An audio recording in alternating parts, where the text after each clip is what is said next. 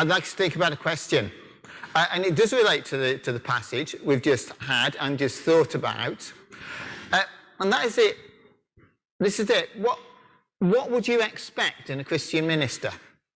If I were to ask that question, what would you expect? What would you be looking for in a Christian minister? Just think, what would you say? And actually, it's not an unreasonable question to ask.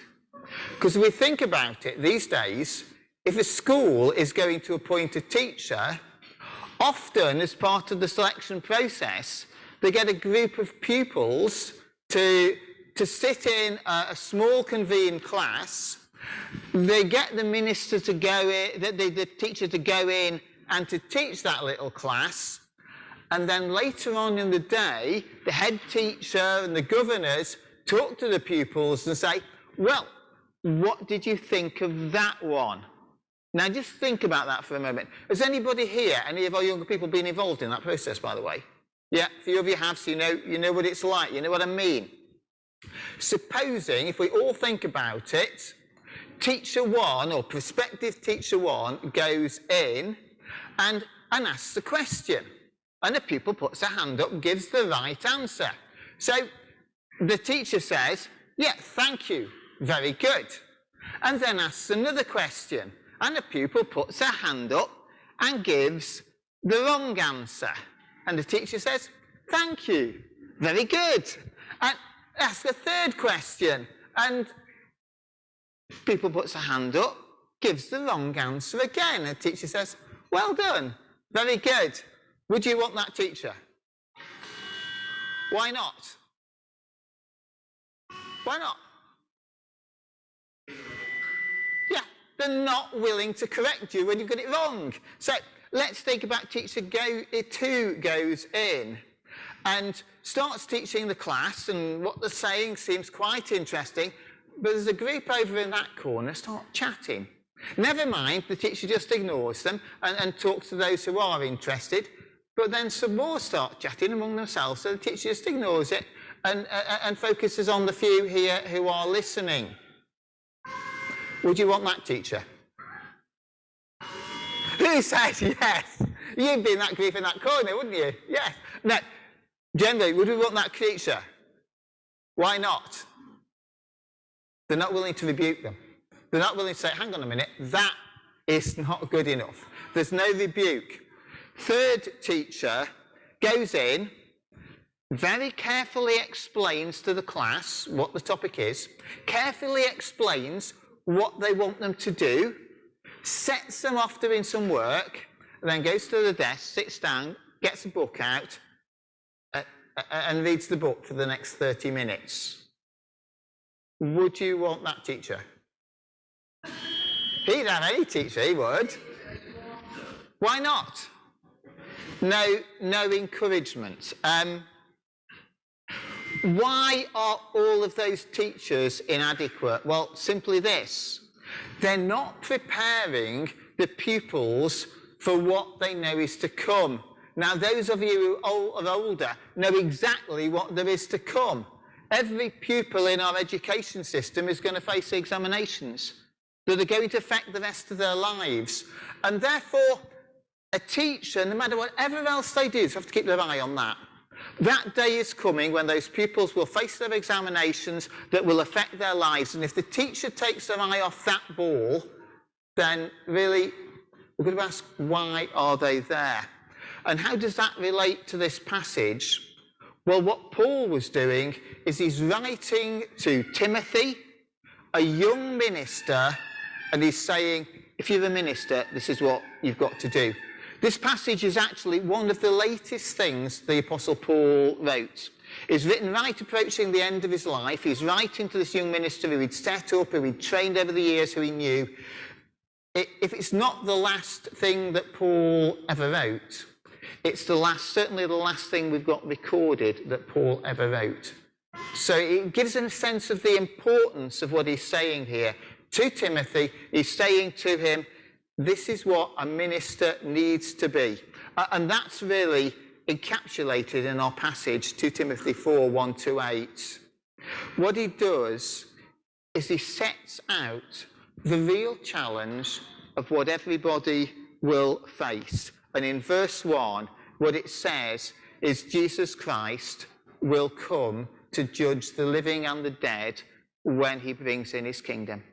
Jesus Christ will come to judge the living and the dead. No matter who we are, that is the day that we will face.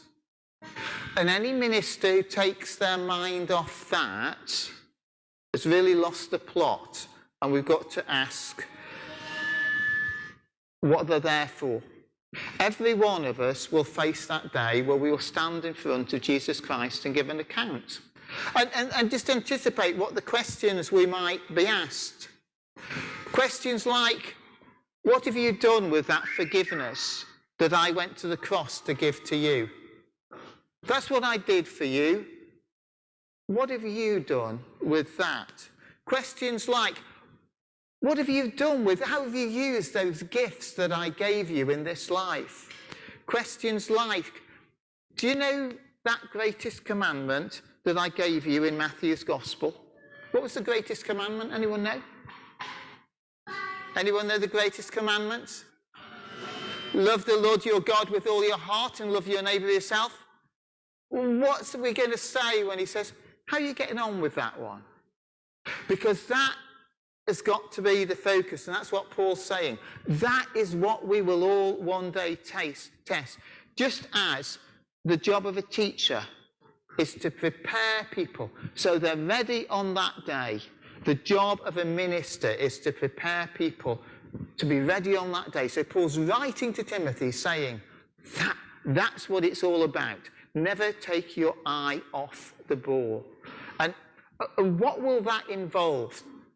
Well, what he says is, preach the word. What does it mean by the word? Well, preach the word means tell the whole story about Jesus Christ. Tell what he's done for us so that people know. Tell them what he taught us so we can know how to follow him. Focus on that. Paul wrote to Timothy that part of it is also you need to be willing to correct. Well, correct? What would be to correct? Well, supposing somebody doesn't understand. Supposing they are looking into the faith. What about the person who comes along and says, well, yeah, I think I'm all right before God because I really try my best. Are we going to say, well, that's really good, but actually we'll never be good enough? And that's why Jesus did what he did. That correct the misunderstandings.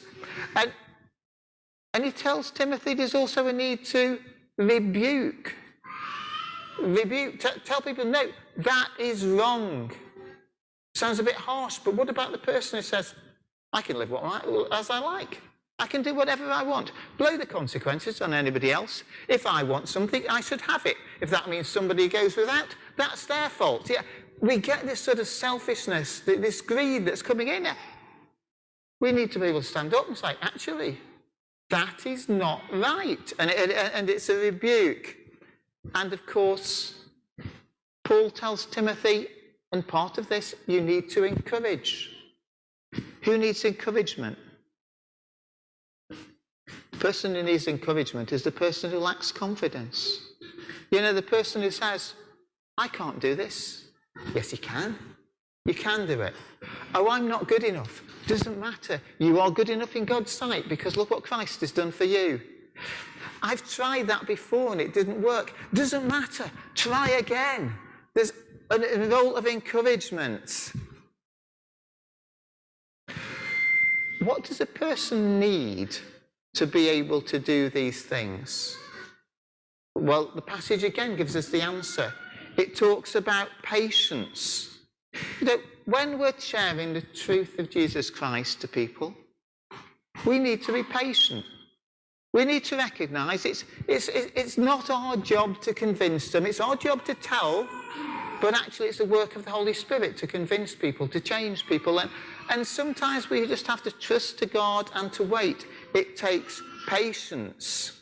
It takes commitment.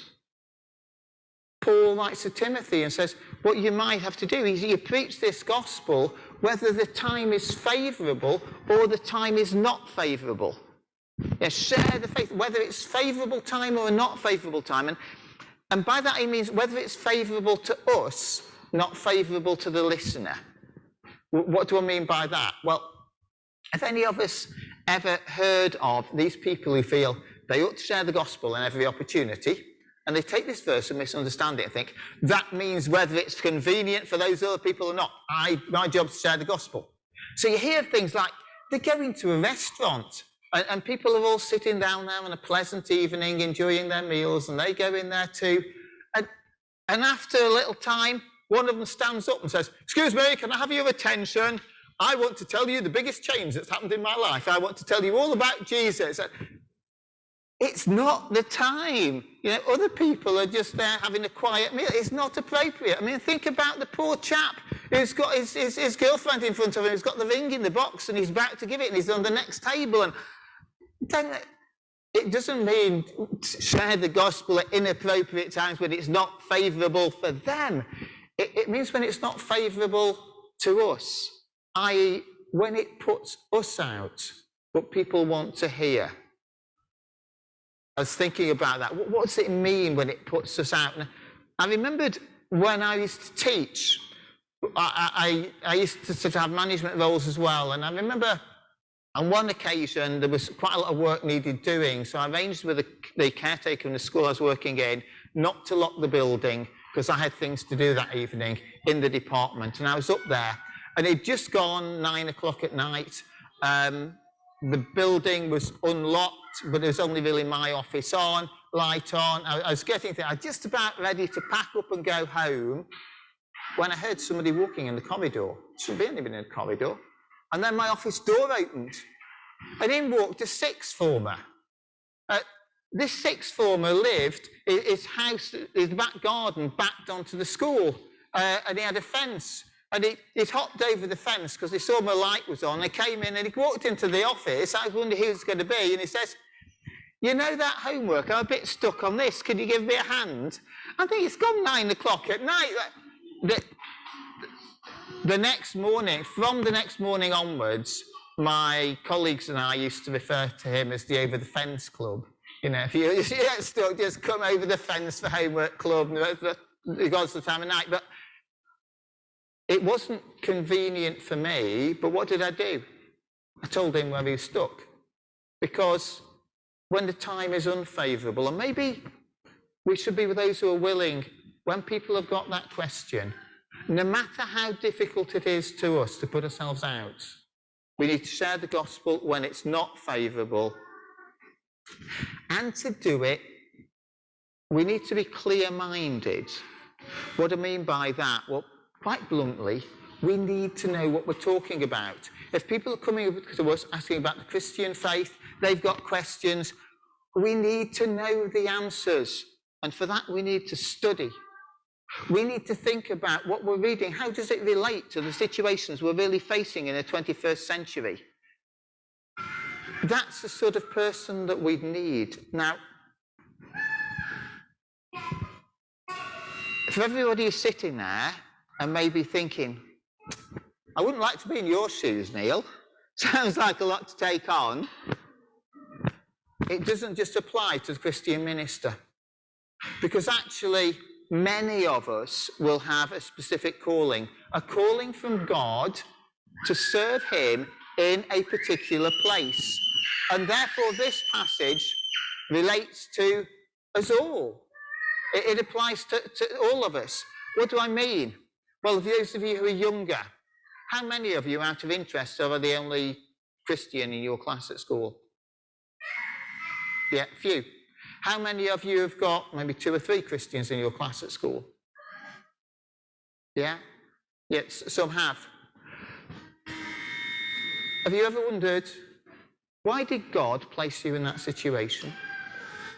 For those of us who are a bit older, are we the only Christian in our workplace? With those colleagues who we see day after day for a number of hours? Or are there maybe 2 or 3 of us who are Christian believers who share it but don't share with them? Why has God put us in this place? Or for those who don't work, are we the only Christians living in our street with our neighbours who we got to know during lockdown when we went out and clapped and we speak to her?